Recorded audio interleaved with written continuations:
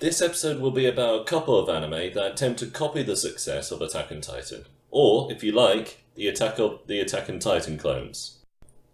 So let's start with Knights of Sidonia, which is about the last remnants of humanity fending off against unknown creatures that can only be killed in one spot with a specific kind of weapon wielded by soldiers moving around in a 3D manner. This one does far better at distancing itself from Attack on Titan than the next one. For starters, it's set in space, which does raise the question of how humanity managed to escape from Earth in the first place, but well. The more obvious difference is that the anime doesn't have the usual art style like other anime. Instead, it uses CGI that looks 20 years old. When I was finally immersed, another difference arose, that the main character is very bland. Probably because he's had nothing but pilot training for his entire childhood and couldn't actually develop any emotions. So his journey begins when his grandfather dies, and he is forced to go outside where he becomes a mech pilot, coincidentally, just before the aliens turn up.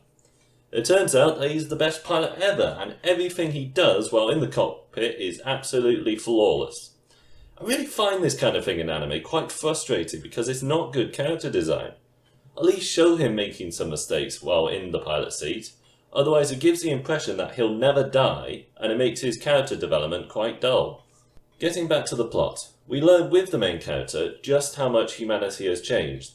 Like the fact that leaders are immortal, there is a talking bear, people use photosynthesis, and there's a third kind of gender now, which is only really mentioned once and doesn't change anything at all. Well, I think it's there to add some kind of similarity between the genetically modified humans and the space aliens bent on killing people. When the main love interest, oh yeah, I forgot to mention there are a few love interests for this emotionless character, when she says something like, maybe the aliens are friendly and we just simply can't understand them. I was hoping someone would immediately call out on that. How on earth could these aliens that eat, stab, and fire lasers at people be misunderstood? Despite my ramblings on about this anime's negatives, I would actually recommend Knights of Sidonia.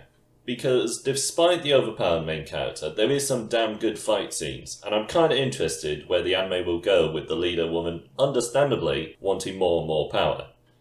But if it does pull that bullshit monsters are misunderstood thing, I'm going to immediately drop my recommendation for this anime. Now, moving on to Kabaneri of the Iron Fortress, which when it first came out was immediately seen as an Attack on Titan clone, which it most certainly is. For me it would be easier to list the differences rather than similarities. So it's set in feudal Japan, and there are several walled-off cities this time, rather than just the one, which means that humanity probably isn't on the brink of extinction, as there could be another walled-off city somewhere else. It has zombies rather than the mysterious titans, and this time their weak points are at their hearts. The guys that venture out of the walls to fight the zombies seem to have a high survival rate, and are the bad guys now. So rather than doing their utmost to rid Japan of zombies, they want to install their leader as emperor for a military coup.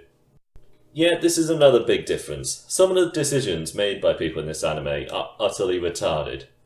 That dictator bloke was seen as a hero to everyone, and his son to the emperor no less. So he's the heir to the throne, and has the support of the people. All he has to do is just simply wait to become leader, so why the hell does he lead Kabaneri into one city, and the capital, essentially destroying the government, all the soldiers there, and any hope of unifying Japan under him? Here's another plot hole that I thought up. If the zombies are attracted to blood, why not put blood on or dangling above giant mince machines around cities and on trains? Simply let the Kabaneri jump straight into meat grinders and problem solved. Now, since I'm on the subject of technology, I want to say there's no possible way that steam-powered motorbikes work. It's already a bit of a stretch to say that pressurized gas can be used in a gun repeatedly without reloading, and a larger stretch with a steam-powered Gatling gun, but I draw the line at motorbikes. Now, getting back to the characters. The main one, Ikuma, isn't like the guy in Knights of Sidonia, since Ikuma is a bit arrogant, wants to kill all the monsters, and has had a traumatic experience where a loved one died in front of their eyes. I just cannot possibly think of where they got the inspiration from. Okay, Ikuma, while unoriginal, isn't a bad character. In fact, he's alright. And aside from the incredibly dumb villain, many of the other characters are fine. Mind you, I'm really not invested in Mume at all. In part because she's stupidly overpowered. I mean, at least the Sidonia guy never tried to beat his time record for how long it would take to kill the monsters. Also, Mume really seems like she doesn't give much of a shit about anyone else, and even acts completely happy straight after she's led Kabaneri into those two cities, killing everyone there. To sum up, with the comparison with Attack on Titan, Kabaneri of the Iron Fortress is a blatant and worse rip-off. But even by its own merits, it's probably not worth watching. I'd only recommend it for anyone who likes Attack on Titan and who's willing to watch a clone of a lower quality. Or perhaps for anyone who's just curious of how much this has taken from Attack on Titan. So, this concludes the second anime comparison. See you next time.